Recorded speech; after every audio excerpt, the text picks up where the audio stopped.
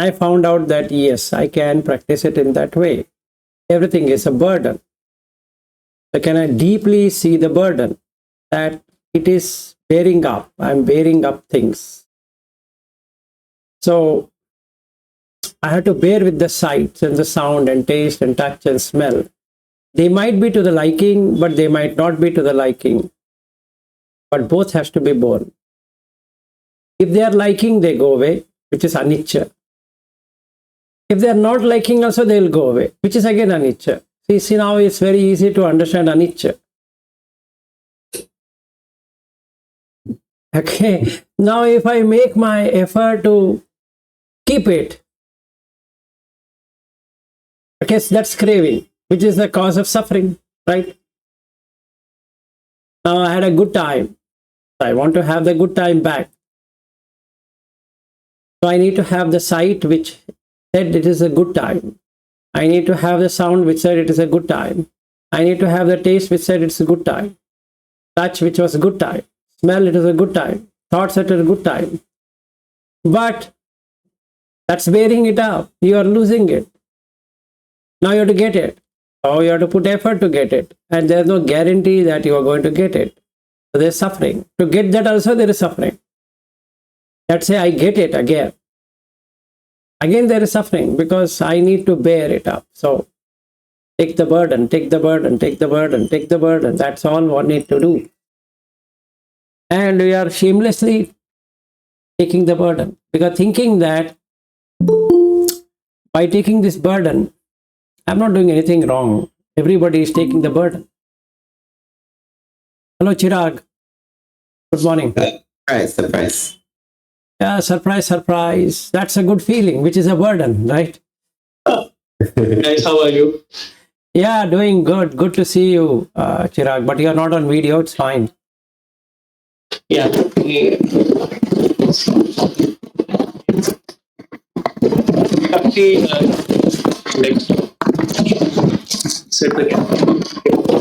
Meanwhile, you continue. No, your microphone is making sound, or you're making some good amount of sound.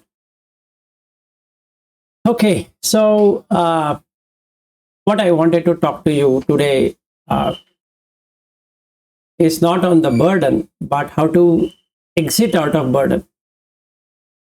So what we spoke on the other day is bearing up. So our job is not to just be helpless saying that, yeah, we have to bear it up. So what do we do to get out of it? Right? That's the intent and the content. The first thing is that we found out that we need to bear. Okay, bear assessment. So walking or talking or eating, standing, sitting, sleeping, lying down, everything is a burden anyway, any which way we take it. Now, to practice this or to come out of the burden, what we need to do is to enhance the sila.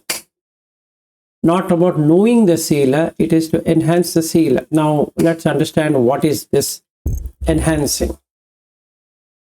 Enhancing the sila is to look at the drawback. What is the drawback I'm going to have if I were to kill any living being? That will be my meditation object. What all that can happen? It's not about believing that I will be born in a bad realm of existence or this or that. Now, what is the mental state or the effort that is required to kill anything whatsoever? I need to use more energy to kill it. Which means I have to make the mind more angry or more repulsive or more hard to kill anything at all.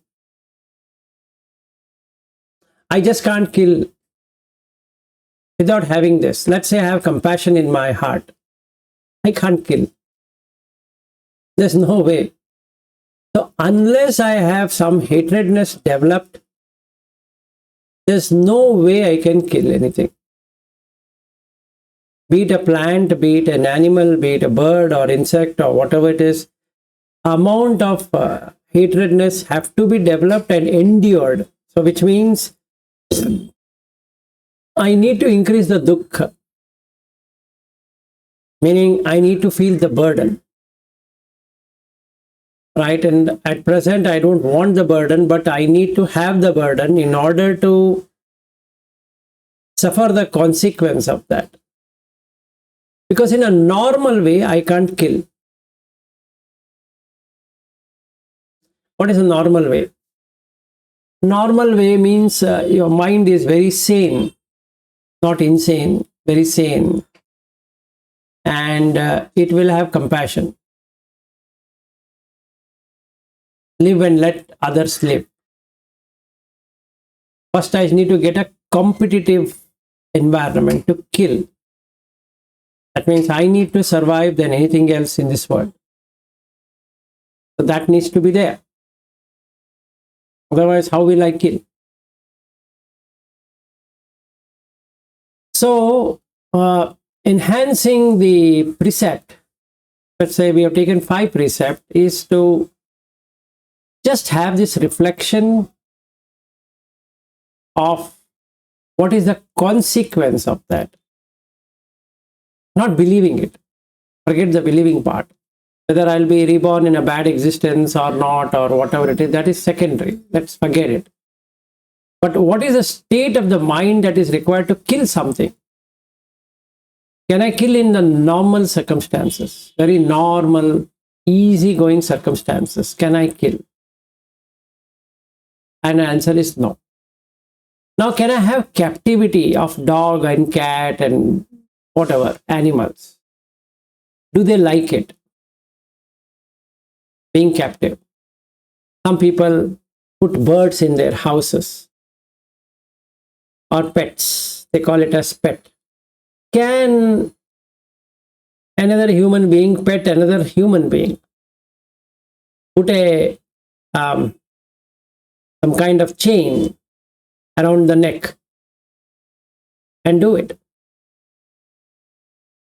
And the person will not like it. So it is harming.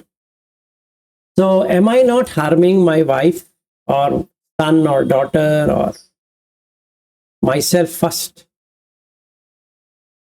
to have control over them? So that is himsa, right? Vihimsa. Vihimsa we have to develop. So can I reflect upon this? Is that, am I harming myself and others? Yes, Saryu. I was just thinking when you're saying relaxing, like a state of mind, some person may feel that this fishing is the most relaxing thing they can do, right? How could you break down the mind of those kind of person? I was listening to talks of Ajahn Chah. There's a mention of that. I remember it. There is a villager who would like to give up hunting of fishes or rearing, or he goes to the river and then he takes out the fishes. And then a thought dawns in him that to support one person or 2 people, he and his wife, how many lives are lost? Okay, so then he sees the harm. So he comes to Ajahn Chah and asks him. And he says, yes, you shouldn't do that. Then he asks, then how could we live if we can't eat fishes? Then he says, there are other things what you can eat than the fishes. So fishing as a hobby or as a pastime means that I have literally made my mind numb to the pain they are feeling. So first I need to develop that, to make the mind numb to whatever is happening, because I would like to enjoy. Right? I don't have any better thing to do, so I keep on putting the hook and taking it out. Now he doesn't understand the job where he is going. They're doing the same thing. They're putting a bait, saying that I'll give you this much money and you work. So the company is fishing. And if that fish is not okay, they throw it and they put another fish. Same thing, no different. But the pain is the same. As the fish had the trembling sensation initially and it dies, this person, when he loses his job, he is fish out of water. Exactly the same feeling. He doesn't know what to do. His mind is disturbed. Now he will first harm himself, either with anger or frustration, agitation, irritation, rage, whatever it can be. He has to burn himself before he does anything of the company, because he's been fished out. They first put him a bait of so many dollars, and he felt, yes, I can take this. So he took it. Then they put him out of that and put it in their place, where a limited amount of things are given. So you have to keep on roaming around that place, and you've been watched. That fish was literally free, could do whatever it wants. Now that fish is watched. If that fish cannot deliver, just throw it out. And that's exactly what each one of us are today. So if you want more bait, more money or whatever means more bait. So it's bait. So you are hunted. Okay, and we all are hunted. We don't see the hunting because it's a human hunting. Human hunting comes in various flavors. You don't have to kill the person. You can hunt him without killing. Without even a drop of the blood, you can kill him. All that you require to give him is some crazy thing which he will put in his, and he'll keep running. So that's the reason carrot and stick approach is there, right? You put the carrot in front of the horse and the horse keeps running.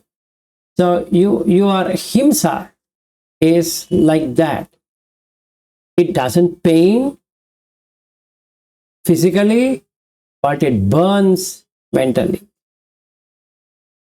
So I have to make a solemn promise that I will not do himsa on myself, come what may. And I'll not take the bait. Sorry. Okay. So we don't see it. Reason is because our sila is weak. We cannot establish sila. Not that we should quit our job. No, that's not the answer to it. That's the starting of the problem rather than anything else. Because anywhere you go, you'll find the same. That's the reason it's called burden. You are a beast of burden. And that's true. For the comfort you expect it to be in life, you have to take the burden. There's no respite to anyone. Anyone, any human cannot escape this. You have to take the burden, including exiting, including nibbana. You have to take the burden. You have to literally work it out. Literally work it out. There's nothing anybody can do of saying that I will not take this burden. Yes, you can keep off the burden once you have reached. Now there is no burden. Just like somebody on a trek goes on the top of the hill, okay, and he stands. Now there's no burden. There's no burden of climbing. He's in open. He loves it. Why? He's reached. Now there's no burden. He's given up all burden, which is sankhara. Sabba sankhara samato. He's done that.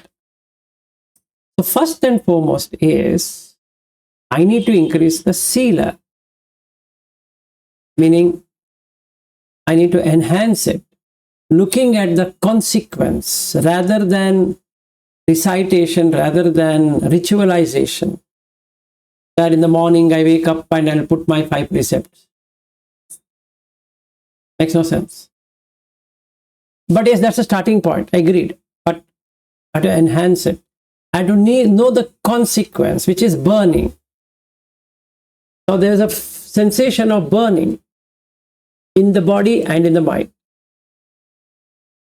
And that's sufficient enough to get into the sila. Not that I need to do something extraordinary on the sila. So the first sila is non-killing and non-harming oneself or others. Now I see somebody torturing someone. Should I not go and interfere? Burden is burden. Bearing it up is bearing it up. So you bear it up. Try to find a middle ground and teach that person that what you're doing is wrong. And if he says, no, what I'm doing is right, leave him. You don't have to jump into fire. Right? Because what's bearing it up? The sight you don't like, you have to bear it up. The sound you don't like, you have to bear it up. The taste you don't like, you have to bear it up. The touch you don't like, you have to bear it up. The thoughts you don't like also have to be borne up.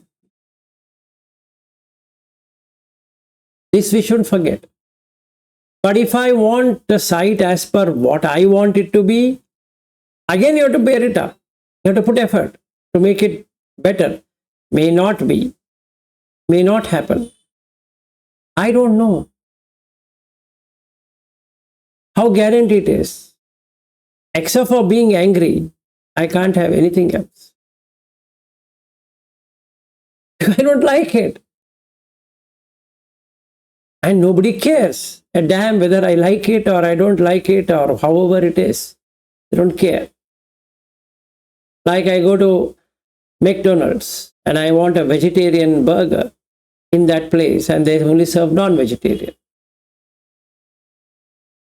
What do we do? Convince him to get vegetarian? No. Or I go to Kentucky Fried Chicken, KFC, and demand for a vegetarian chicken. And he would look, what crazy guy he is. We are put here, right? Kentucky Fried Chicken. And didn't you read it, sir? What we have put there? I thought you will get vegetarian also. Vegetarian chicken, you mean to say? How stupid. Right? But that's going to make me crazy. Because I want vegetarian food in a non-vegetarian restaurant. Some sane person would ask me, Vilas, can't you read what is written there? And I would say, yes, I do read it. But I thought they also serve for vegetarians because some people would end up being there. And the question comes, why are you going there? Because there is craving to go there. Right? So, no himsa. No thoughts of harm. Consequence. You will first burn yourself. Whether something is going to happen to someone or not. First thing, I'm going to burn myself. So playing with fire. It doesn't matter. Use for firecrackers, use for light, use for lamp, or use for whatever. It's going to burn. Wherever it is going to be, it's going to burn. I don't want to get burnt. So what should I do? Well, have your sila. Don't allow it to break. So you enhance the seal by looking at the drawback. Then the burden is gone? No, you will get an extra sensory power to see the burden now. Otherwise, you can't see that you are a bait. By everyone, for everyone, you are a bait. And that's what Rupa is all about. If you didn't have any Rupa, nobody would have bothered you. Now that you are Rupa, people can hunt you.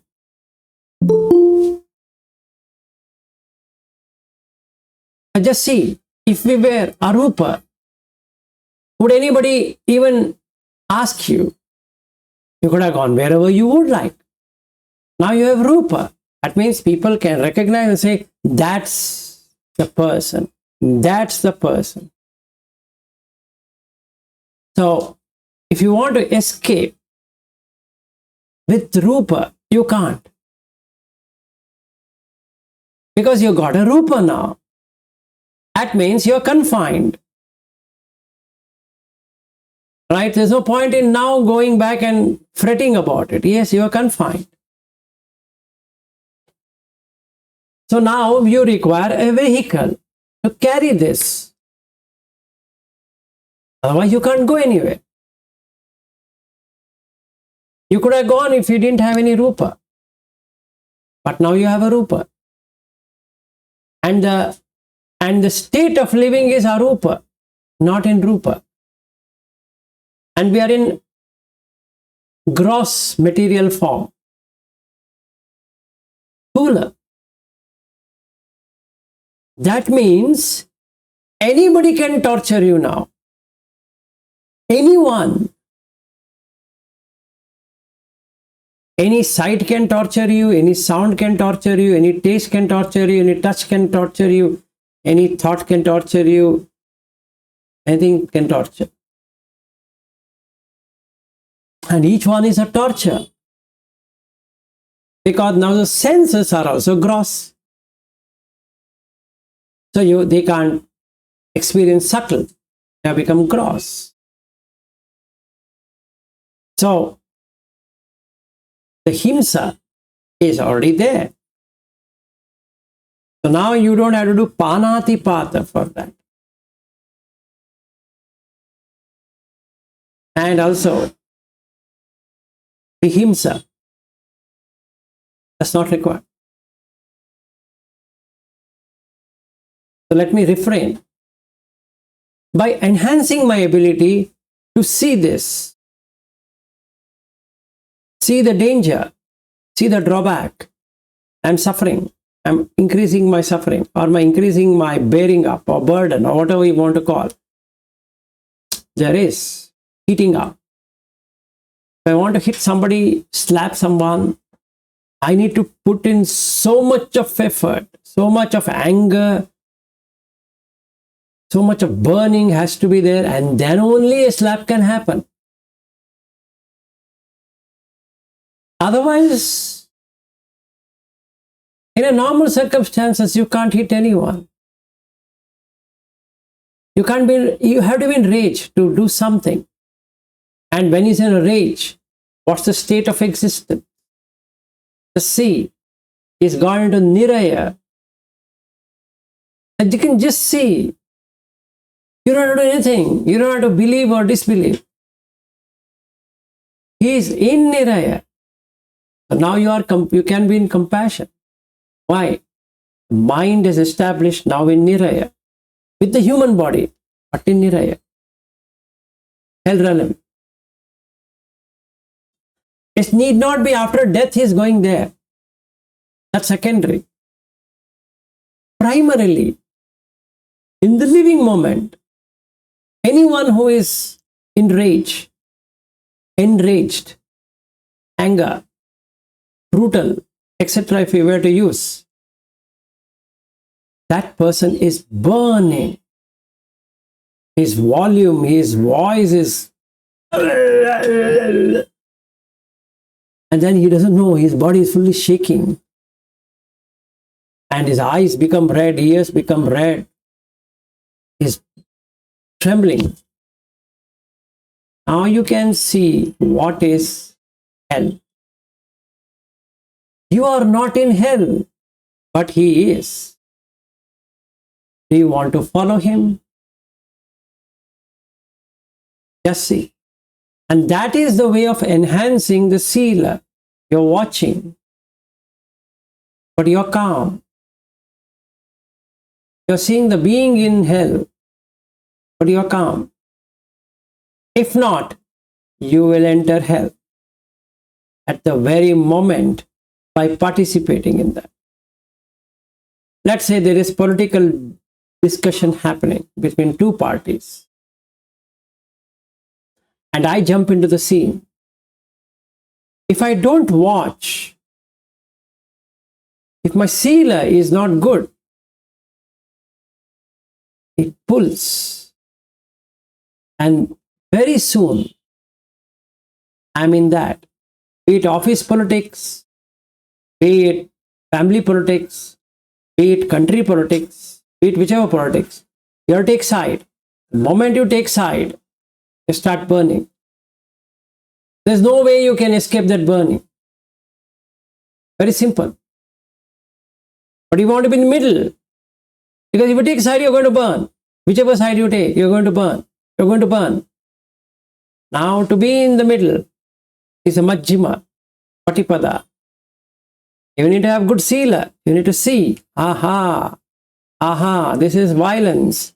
This violence of the words is a violence of the deeds. It's a violence of whatever kind. So, thoughts, words, and deeds. Violence. On oneself, what happens to the other person is separate.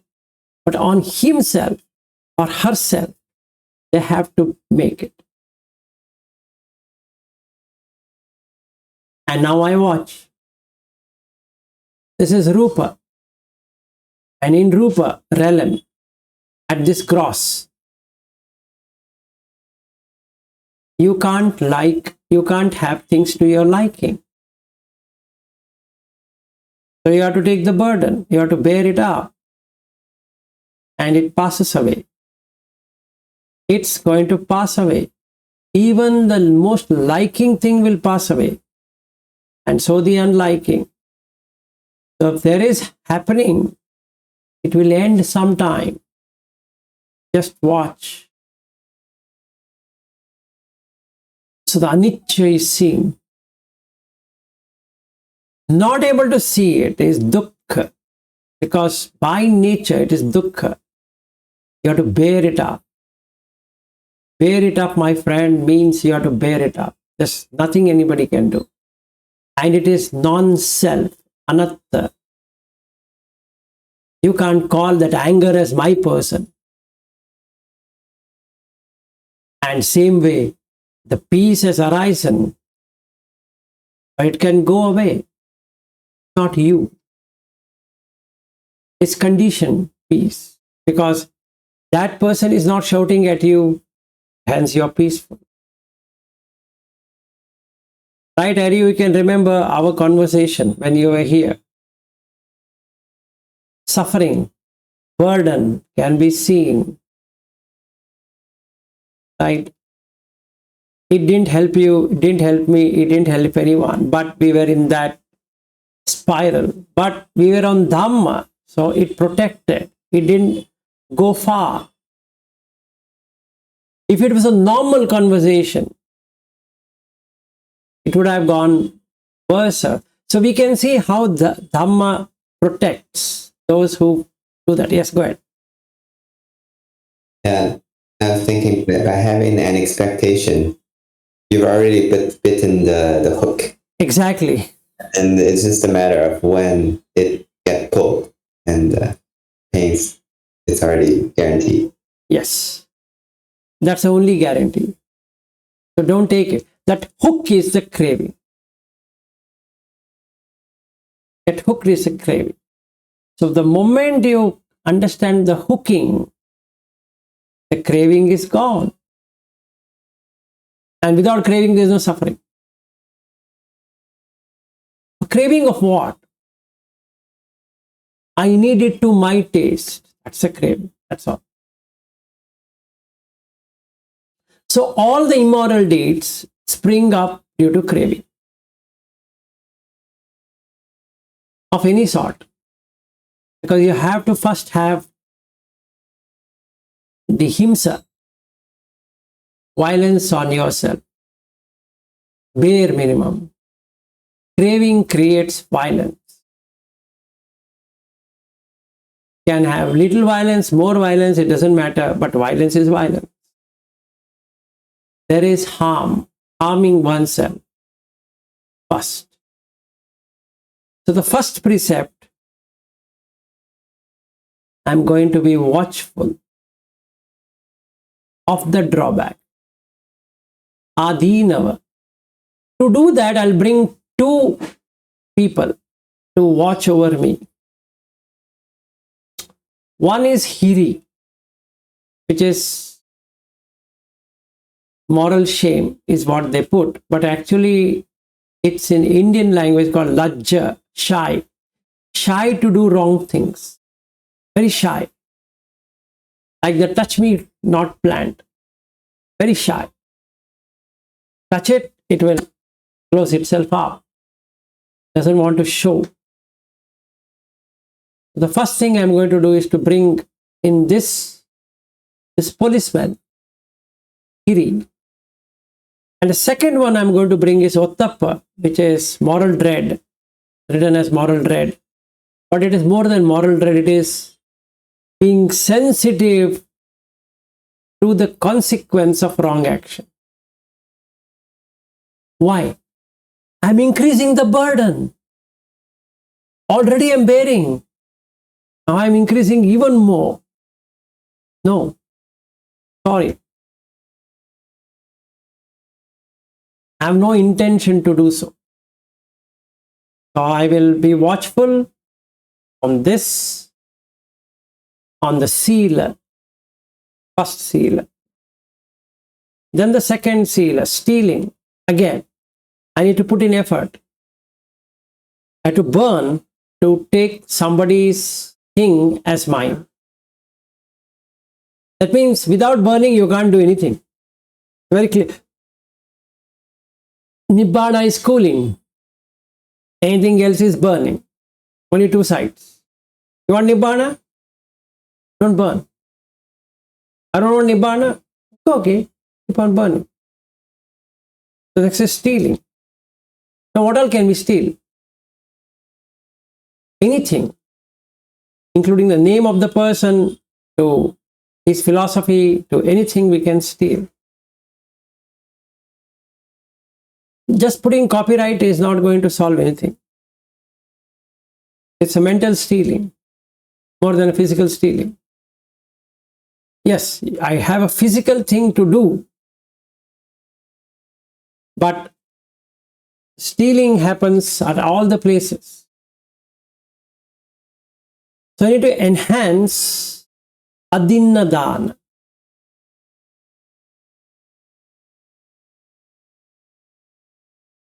Enhance adinnadana means enhance the ability to see what is adinnadana, so that the mind doesn't pick it up. Now what's the consequence of stealing? I don't think so anything is there. Now I have to see. Burning sensation has to start. And then only it works. Like I was interacting with Bobby.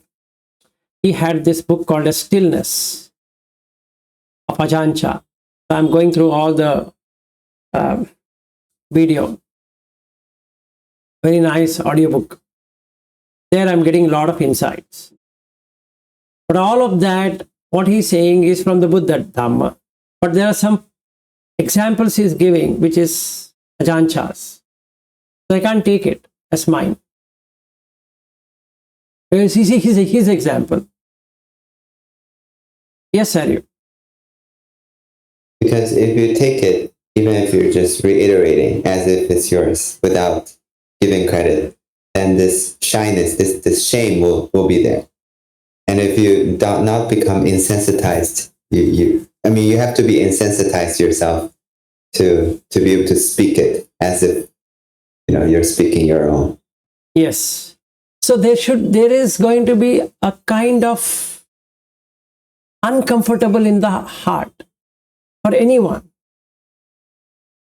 If they are saying that this is mine, then this a little bit of uncomfortable feeling is going to be there to anyone. I might be insensitive. That's fair. But there would be there. It becomes stealing. So I have to at least say I am going through the book of Ajahn Chah. And that much I have to do.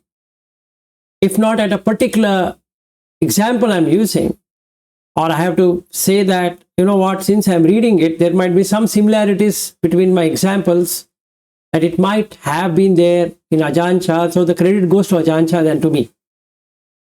And I have to go to one another extent, saying that all that I'm saying is not mine, because it belongs to the Buddha Dhamma, not to me either. So that's the best thing I could do.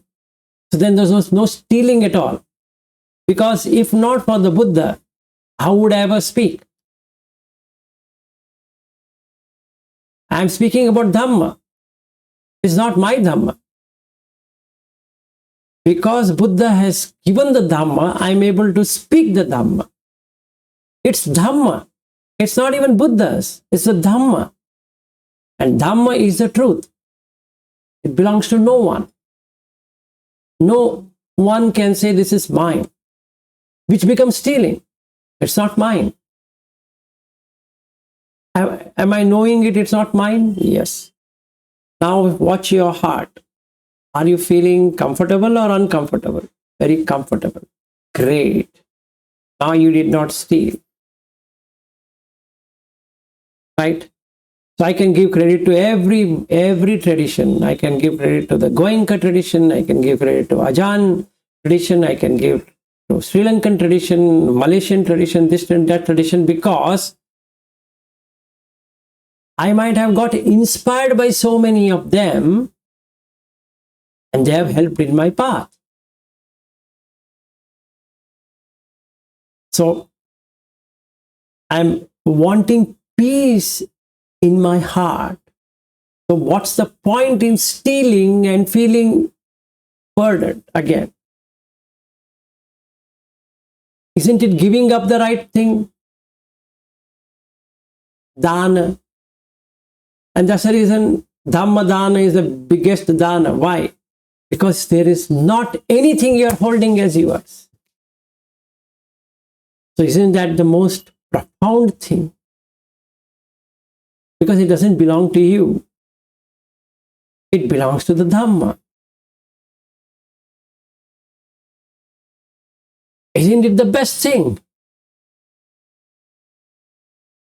Instead of adinna dana, I'm doing dinna dana.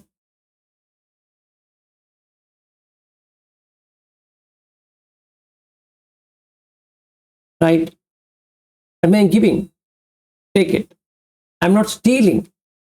I don't intend to steal. Forget stealing. I'm giving it. Take it. Doesn't belong to me.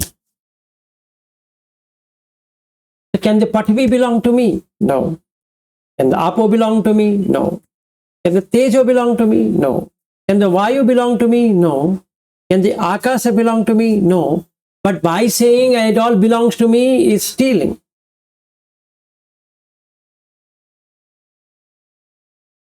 So that's the subtlest stealing I can have in the mind. It belongs to me, this belongs to me, that belongs to me.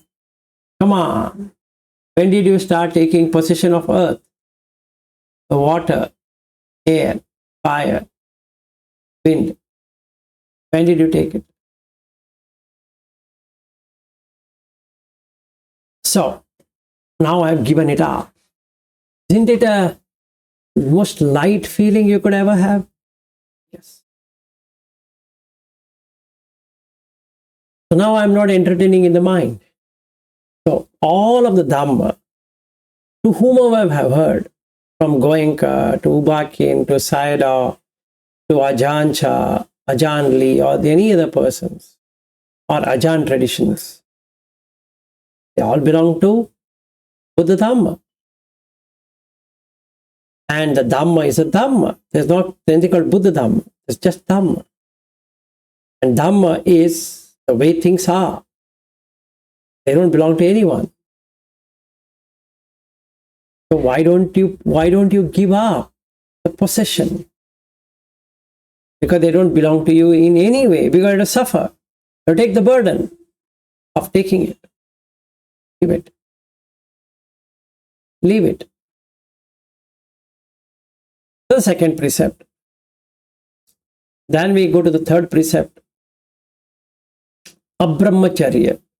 Instead of Kamesha Michachara, we take Abrahmacharya. What is that you are doing?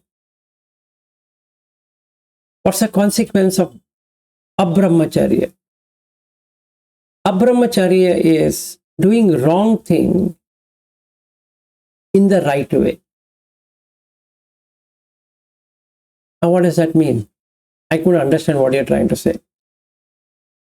It means spiritually it is wrong, worldly it is right.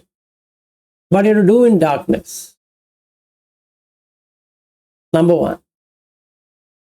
If you do in light, everybody will see it.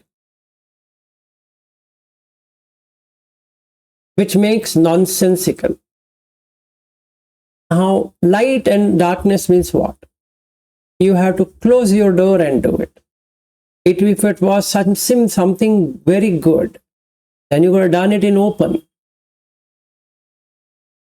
The very fact you're closing the door means you know something is wrong. Well, I and my girlfriend are the only two people in this house. But still you have to close the outside door. And close the curtains. And then do it. And you know it is wrong. Otherwise you wouldn't have closed it. And after that you have to wash it off. If it was so good, why have to do all of that? So,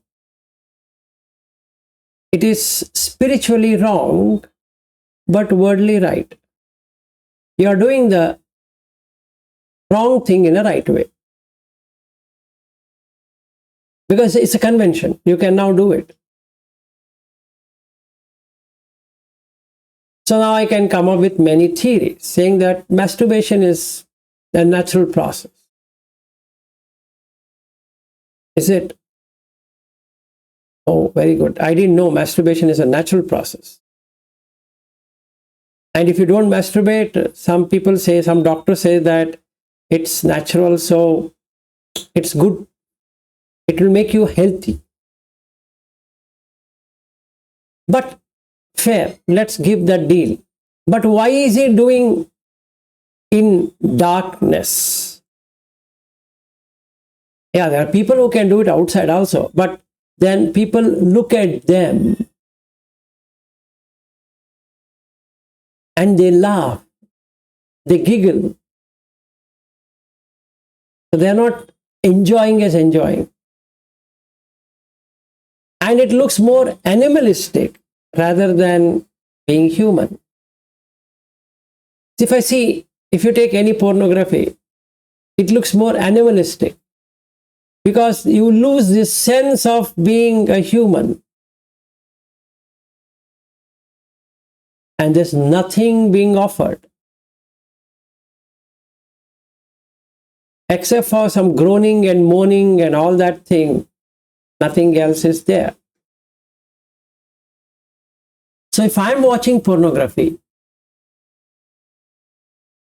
it means the mind has not seen the consequence of that.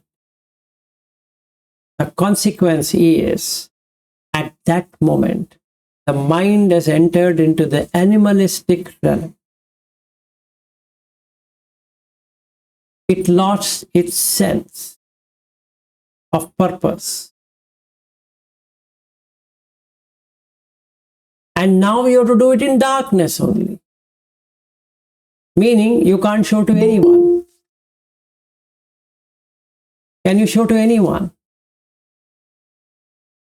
No. You can't show to anyone, even though everybody has the same thing. But you can't show. And that's the reason it's called private parts. Private to whom? What is so private about it? Crazy. What do you mean private? When did it become private? Private to whom? So to come up with these concepts. To make what is wrong right. So you are doing the right thing to the world and wrong thing to yourself. And you know. And everybody knows what you're going to do. And this accepted norm. So what do? You switch off the lights. Why? Keep the lights on. No, you can't do it. At least you have to dim the light. If not, switch off. Same thing with drinking. You should have dim lights. Or you want to have some shows, dim lights. Movie, dim lights or no light. And then only you can enjoy the movie. That means all of this have to be done in darkness. That means all entertainment can ever happen when your mind is in dark. Otherwise, there's nothing called entertainment. If at all there were light, no entertainment can be enjoyed. So when I say entertaining, either the mind is in delusion already, or you create an artificial delusion, like in Las Vegas. And when you go to a hotel, the sky is made artificially so that they don't get out of gambling. Otherwise, none of them will be in the hotels. So the basic aim is that don't make them notice the time. So it's so much delusional. And hence, it's also called Sin City. And they also say, what you do in Vegas, leave in the Vegas. I mean, they know what they are doing is wrong. And there's a legitimacy of the wrong thing. Right? And that becomes Kameshu Michachara.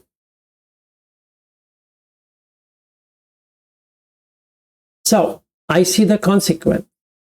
I mean, I'm burdened. That's a burden. Watching pornography is a burden because I need to find a time. I find a time, I need to get lost. It's a burden.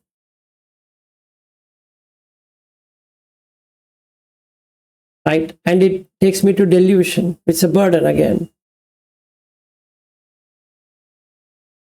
So brahmacharya is that what is wrong, what is right, becomes brahmacharya. Abrahmacharya is what is wrong is right, is abrahmacharya. So you do the wrong thing in a right way. Basically, you're removing so much of energy from your body, which could have been used for better purposes. So first you need to torture yourself, and then that thing happens, and there's loss of interest after that. It takes a while. If it was so good, it should have given you instant, what we can say, bliss. It didn't. After the thing coming out, nothing is there. Yes, sir. And I think almost everyone would feel some kind of remorse or guilt or shame after that having done it. Yes, there's a shame. And that's the reason we say private part, because there is something to be ashamed of. There's something to be ashamed of. And it is embedded in us. Why? Because there's something wrong. If it was something right, you would have shown it. And since there's something wrong, you will hide it.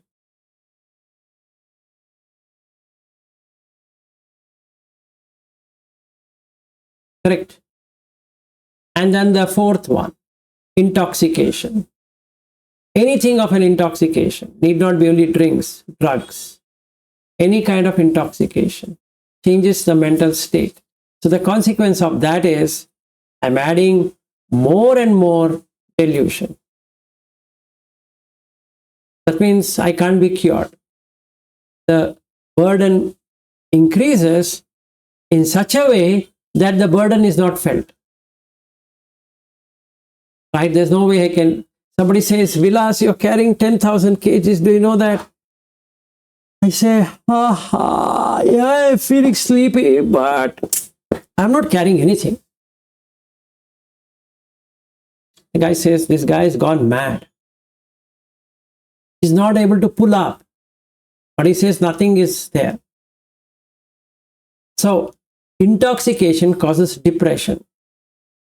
When he loses it, instantaneously the person is in depression.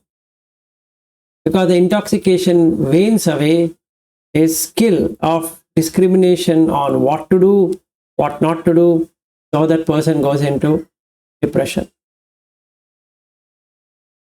And the final precept, or rather, I should have taken about speech, lies and slander and all that. That is there because I want to prove something, which is adding more burden. If I want to get out of the burden, then I'll see the consequence of that.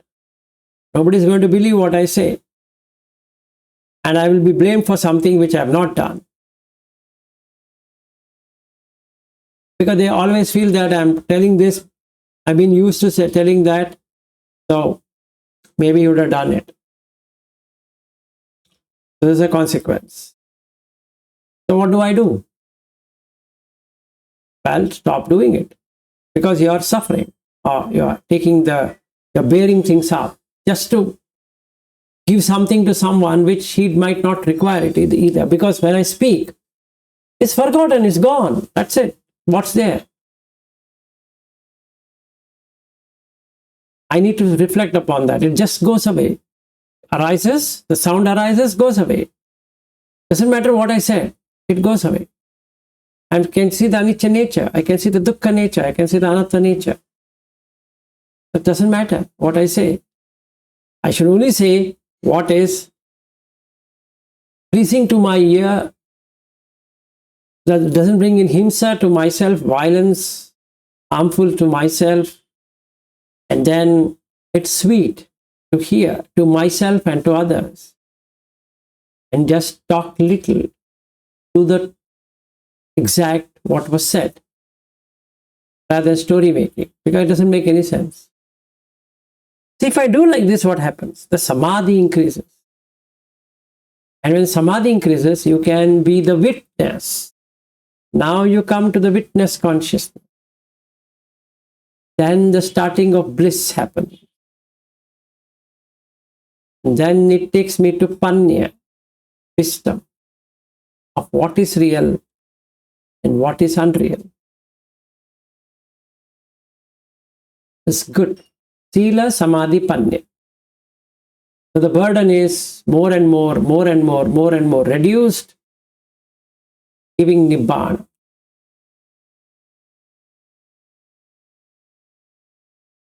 So that's it. Using 5 precepts only, I can do this now.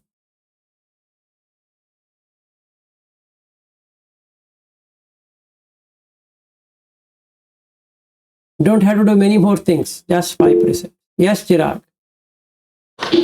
No, I was going to click on emoji. I accidentally clicked on that. So never mind.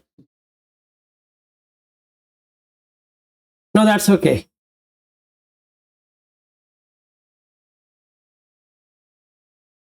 Yes, are you? I guess the sila is to refrain from biting, because once you've bitten burdens, after a while you get burned out by so many hooks. You're like, why am I suffering? Because there's no discipline in the biting. Yes, so the best thing I could do is like Duccharita Vipaka Sutta, which was there, which we covered. In the same way, I had to look at enhancing the sila by seeing whether I'm taking more burden than what I already burdened with. Life itself is a burden, and I'm taking more burden than what it can hold. Yeah, Chirag, you had some question, I guess. No, but I actually was reminded of a similar story in Taoism. So I think the basic idea, at least in some of the stories, is that you should be useless. Because let's say you're a tree, and you're a tree that has good properties. Maybe your bark is cinnamon bark, and so people want to take it out. And maybe you have the sandwood, and people want to use it. But if you are a shriveled tree, which has no useful properties, then no one would want to use it. Which means that it's also more unlikely that you'll end up taking a burden. So yeah, I think all the things that discussed on is being inclusive. Because if you're useful to the world, then the world will start making use of you, and you get more what should I say, enmeshed in samsara. Is there some information? Chirag, whatever you spoke is all coming in some kind of crazy sound. So I couldn't understand what you really said. I think I understood. And he was saying, when the thing Taoism was saying is to be useless. Because if you're useful to the world, then people will start, using you. But if you're useless, I can only pick up that much because it's also too great. Yeah, that much I could understand. Yeah. So if we were to take that, if you make yourself useless, or rather go by Buddha and make it essenceless, that's it. Then you're done. Because basically has no essence. Okay, then you have touched the top, which is asara and sara and asara. Nibbana is only sara, everything else is asara. Okay, that means essenceless. There's no essence. The sila has 3 levels. One is the basic morality. One is, that is, we say, what is conventionally ethical, that you start with it. Then you come to the moral binding. And then you come to this sara. So if you make it, if you are useless to the world, nobody will bother you. That's true. Yes, Aryu. Yeah, I guess this useless should not be taken literally, because you can still spread Dhamma and all that. We're not talking that. We're talking the worldly kind of use. Yes. Because normal worldly people evaluate you only not based on Dhamma. They evaluate you based on how much value you provide in terms of work, or like a girl will never like you if you are poor, right? For example. That's what. See, the Lokiya Dhamma are 8. So when we say Loka, it is 8. There's no other thing other than these 8. So if you are useless to that, then you are done what you're supposed to do. Because your mind is not going in this dual thing. Right? So then you are done with it. So then your sila is the best. Because lokas, puttasa loka dhammehi chittam yasya na kampati, that shaking of the mind or the trembling of the mind happens only when the sealer is wrong. It's not fully established because it doesn't know the consequence. It gets into that. It gets into one and leaves the other. Right? Labha, labha. To take that one thing, profit and loss. Nobody wants loss. They all want profit. It's all perceived profit. But yes, still I want profit. Yes, Arif. I think the easiest example in this worldly use is for gossiping, right? Because if you're not available for gossiping, you would almost lose all friends, other than Dhamma friends. Yes, absolutely. Not only gossiping, you should first have slander. You'll have more friends when you have slander. You give one information and one and another information, another information, another, you will get tons of people wanting that kind of information. You look at every news channel, they slander and slander and slander and slander and unending slander. Okay, and that's a profession. You tell me one thing, in the news channel, whichever news in whichever country it is, if they just give information just right, nobody will watch it. It should have some kind of sugar coating, this coating, that coating, and some slanderous thing. When there is a debate, basically it should end up in some slander, some abuse, some this, some that, and some gossip also along with that. Make it spiced up. Whether I'm watching CNN, ABC Live, or this or that, or whichever Indian TV channels or whatever it is, you should incite passion in that viewer because his defilement has to come out. And then only it makes sense. Otherwise, it doesn't make any sense. Yeah, I think interestingly, is explaining this background noise. Okay, never mind. Yeah, maybe you can try resetting your microphone or some replugging or something. Because you were normal earlier, but then you're not. It was okay for a little bit. Maybe you can try. Yeah, I already. It's okay. I'll speak again next time. Okay, Chirag, no problem. No worries. At present, your microphone is having some defilement.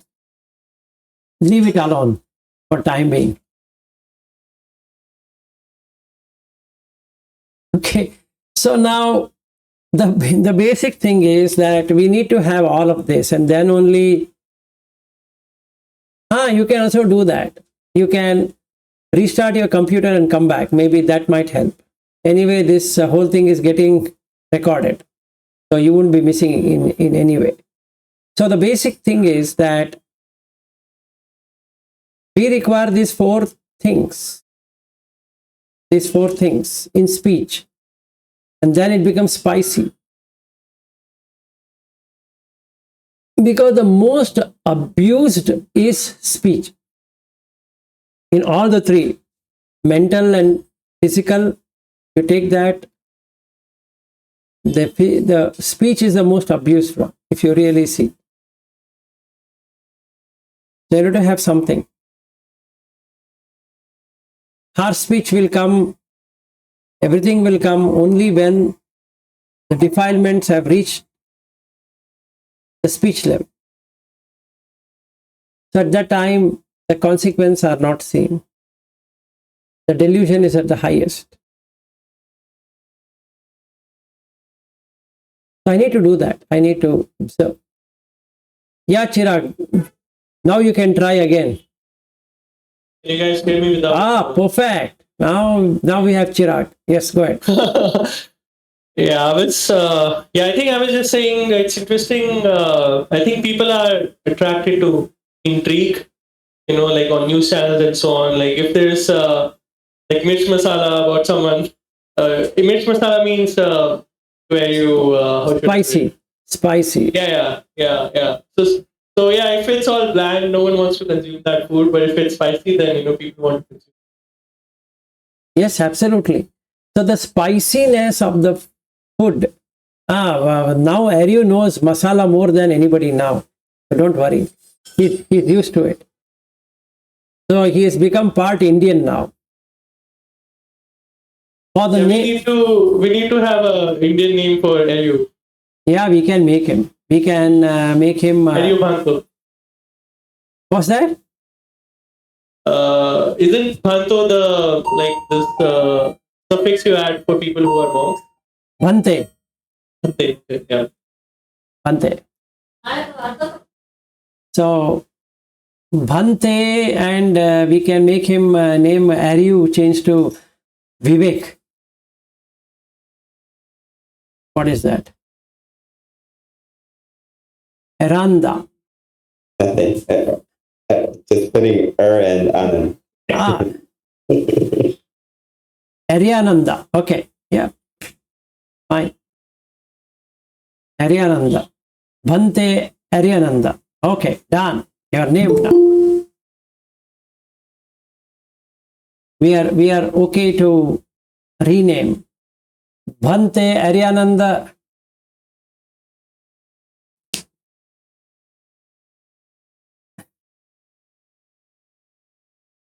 Okay, so may that happen. Bhante Aryananda, let it happen. It'd be good.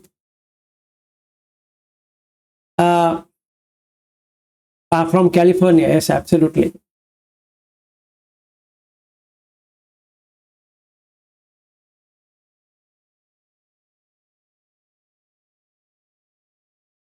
So if we really see the consequences, we lose the burden. So you know how to cut the burden out of the burden is to just watch the consequence. The craving will go away. And the craving ended, the burden is also gone. When this burden gone, you're done. So first I saw the burden, then I watched why there's a burden, then I know how to remove the burden. If I create a consequences of 10 immoral deeds, the burden is gone. And that's it. There's nothing I need to do extra. So the mind is calm, peaceful, no defilement.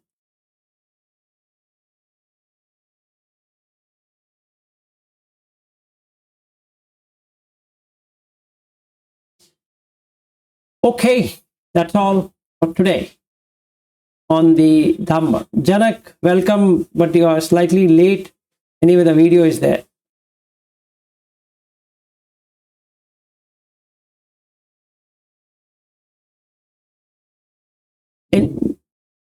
Yeah, thanks, sir. Yeah. Yeah, no problem. So we were talking about how to remove the burden. Now the other day we looked at the burden. Now it's time to get out of the burden, right? We can't be keeping on holding on to the burden. Sure, sir. I will watch the video. Yeah, sure. Any questions? Yes, there you go ahead. Just a comment, because I was seeing the fire sermon like just a few days ago. So I guess the burden is in the burning, right? The burden as in it, the sense it consume you. So after you allow it to burn, after a while you have wilderness, you have nothing, and you have so you feel depressed. Like what's next? Because you exhausted, right? So the sila is like building a fire resistant kind of a ditch or something. I don't know the name. So don't allow it to burn. Yes. So you insulate the burning. Okay. And what it would do is it will get the person out of that deluded state of mind. So then the samadhi happens. And then the panya comes. And that's the reason that sila, samadhi, panya is there. See, if I see the burden, I can see arising and passing away. And now I see there's something wrong.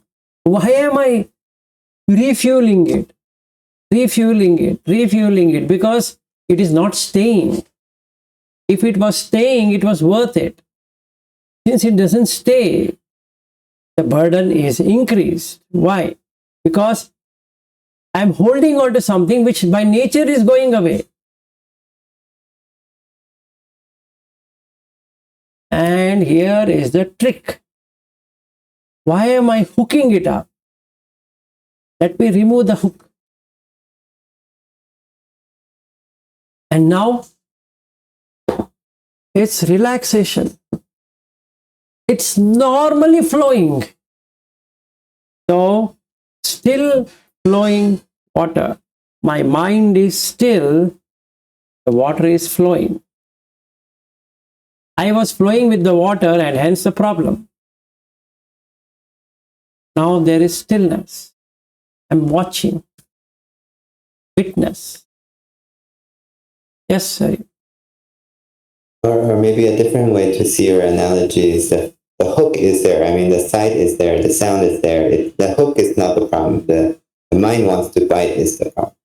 Whatever way you put it. So I will give you another example, which happened with Asad being there. So I was asking him like this. On my left hand, this is my left hand, there is an apple. Now there is no apple, but let's say there is an apple. Yeah. You are the witness to the apple. Now I take this apple and put it in the mouth. The apple is gone.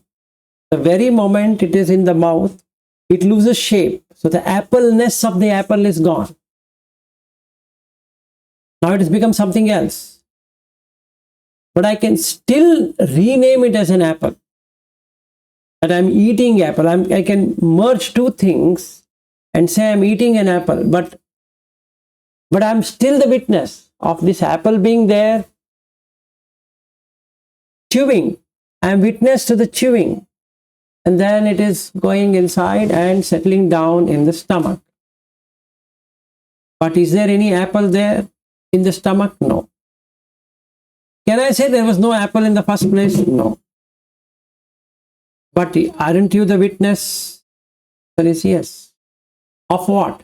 Of apple being there, apple being chewed, apple being swallowed, apple entering into the stomach, and apple coming out of the stomach also through the hole.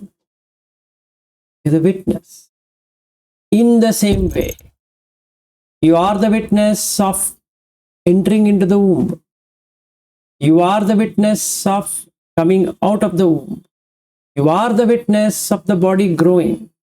You are the witness at this point as much as the body and mind has grown. You will be the witness till the journey ends.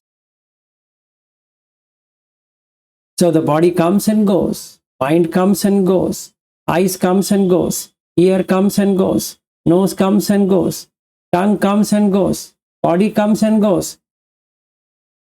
And this is exactly what Buddha said to the Mara. It's all yours, not mine. I have nothing to do with the body. And that's true. Because I'm just a witness. You can't bind me. Hey, Vilas, that's your body. What body? Whose body? Like that. And that's true. You are the witness of moving from room to room. Meaning, the body is moving from this room to that room. You are the witness going from this row to that row. You are the witness sitting in the car. You are the witness getting out of the car. You are the witness sitting in the office. You are the witness getting out of the office. You are the witness sitting in the lavatory. You are the witness coming out of the lavatory. You are the witness taking bath. You are the witness putting on the dress. You are the witness sleeping. You are the witness waking. You are just the witness. Just the witness. No one else there. And I am the witness of watching all of you. If there is a seeing, hearing, tasting, touching, smelling, but I am not the doer. I am not the enjoyer. I am just the witness. That's it. Over. That's Nibbana.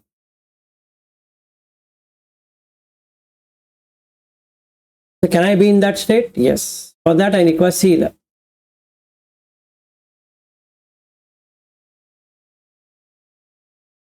The more the sila, the better it is. You can be in the state forever as a witness.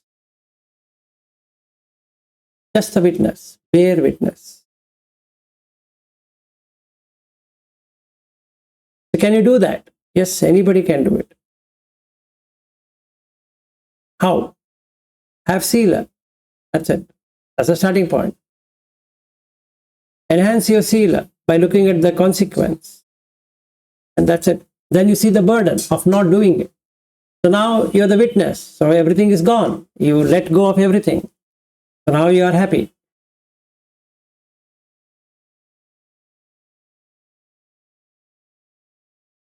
So shall we end for today on how to remove the burden? So we covered earlier what is burden. Now we have removed the burden. Now we'll take Arya Athangika Magga on Thursday. We'll give 1 day break, and Thursday we'll see how to practice the Noble Eightfold Path to get the other two, which is Sammanyana, Sammavimukti.